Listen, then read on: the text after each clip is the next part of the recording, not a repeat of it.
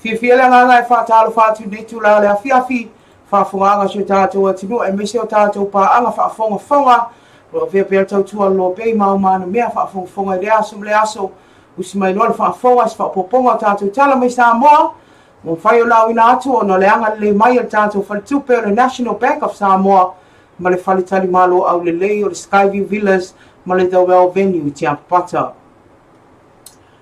e to mo ate tatou tala o le asa na file ana tuina toa e whamsilonga maua lungas whaasalanga.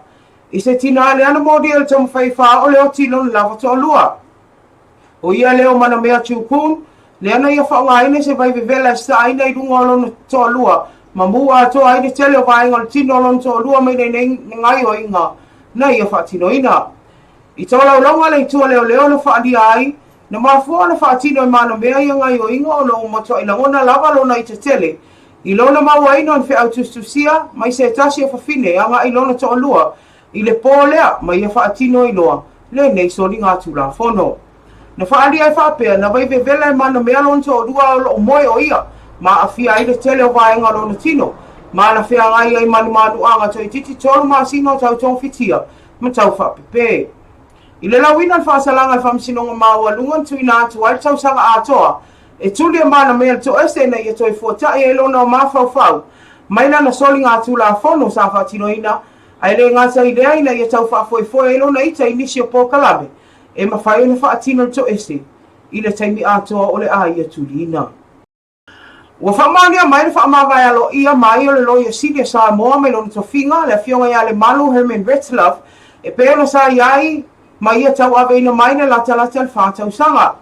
O le nei whaamawaenga na sauno ai le fionga le ripa le mia sunga tula e pasa I le madia I le ngoi le autu stala I se lātou whiloa inga I le aso ana nafi ua whaate ia I fo o ia e peo na tuina atu e le manu le au li ana nafi a te ia lana whaamawaenga. Na whaari ai whaapea o mafua anga I nisi o ngā luenga le au whai ono fo ina mai mo le manu I New Zealand. Le ana ia tā ua I lana tusi whaamawae. Ma whaamawae me lon tofinga e peo na tofia I le kapeneta tau sanga mwae. O leo ngā tono tau sanga mwaile an tō fia alua ia ai el kapeneta le manu e net whaawa wina le neta whinga tā ua ai mai salfina wina tū la whono mo la whonga o whaife au e peo na iai. Pea le mata o pawhaasanga I whaafeanga inga le TALA'LASI ai whakasama le malo ai mai salfina luenga o la whonga matiute. Leo e toi tuina atu le nei tū la whono I whaatino ina nisha suinga.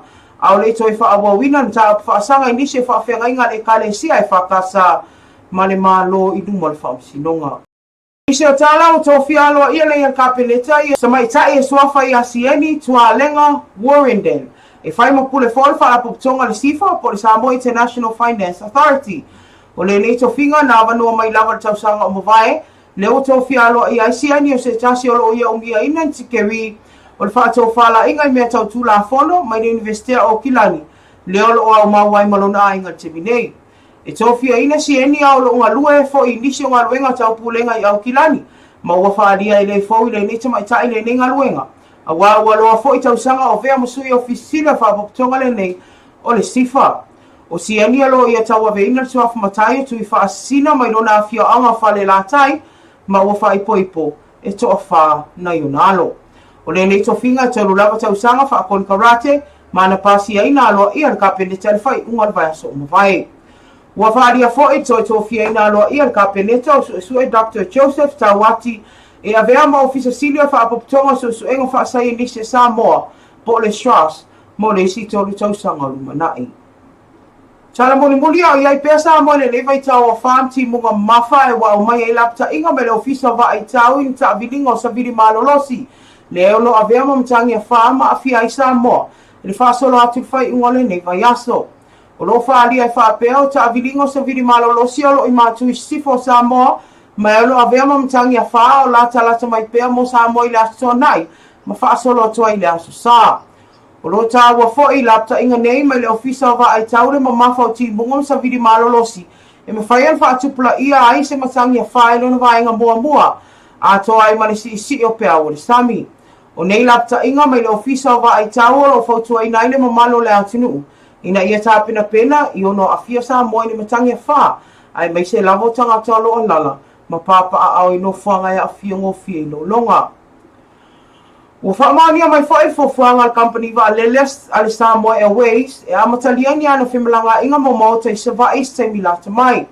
O le nei fofuanga le whaalia ispepo whaamtalanga mai le ofisili o lea company wa aleles Samoa ia tupu I vau se Yuli Alventua lai whaapea.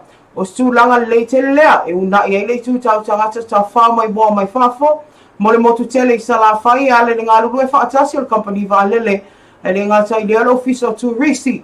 Ai mai se le falapuitonga fa tali malo Samoa I savai. Sau no tupu I vai whaapea sfufuanga le tele lea mo whimalanga inga I le vau polu savai mo tangata whai malanga mai atunu mamao ma o loo nau e fia I loa pe whaape fia mai le motu tele I le tele o nanga tau whaletani malo mo tūlanga whaape nā. Wa ia le fufuanga le company va le Samoa a matharia le tau tua le whai unga masina o mati o tau sanga nei o na o lo tau tāpena vaenga o mawale le fufuanga ina ia amata e au atoa tūlanga uma o le nei au nanga o fufuaina. E ia I sa tonunga le pulisili a ngā lue whaatasi pea le asosia whaletani malo savai whaapea le office o touristi man company va le Samoa o le asa o longa le nei fufuanga le lumanai.